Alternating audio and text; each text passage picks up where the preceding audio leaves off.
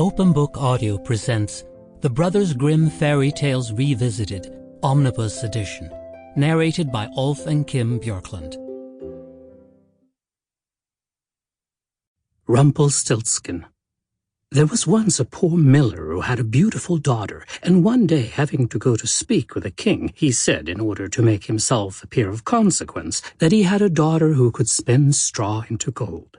The king was very fond of gold, and thought to himself, "That is an art which would please me very well." And so he said to the miller, "If your daughter is so very clever, bring her to the castle in the morning, and I will put her to the proof."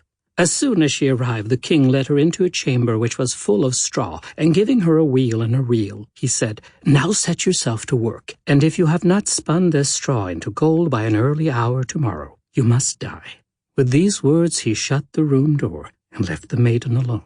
There she sat for a long time, thinking how to save her life, for she understood nothing of the art whereby straw might be spun into gold, and her perplexity increased more and more, till at last she began to weep. All at once the door opened, and in stepped a little man, who said, "Good evening, fair maiden. Why do you weep so sore?" "Ah," she replied, "I must spin this straw into gold, and I am sure I do not know how." The little man asked, "What will you give me if I spin it for you?" "My necklace," said the maiden. The dwarf took it, placed himself in front of the wheel, and whir, whir, whir, 3 times round, and the bobbin was full.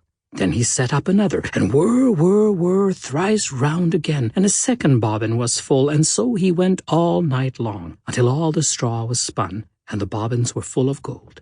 At sunrise the king came very much astonished to see the gold, the sight of which gladdened him, but did not make his heart less covetous. He caused the maiden to be led into another room, still larger, full of straw, and then he bade her spin it into gold during the night if she valued her life. The maiden was again quite at loss what to do, but while she cried, the door opened suddenly, as before, and the dwarf appeared and asked her what she would give him in return for his assistance. "The ring off my finger," she replied. The little man took the ring and began to spin at once, and by morning all the straw was changed to glistening gold.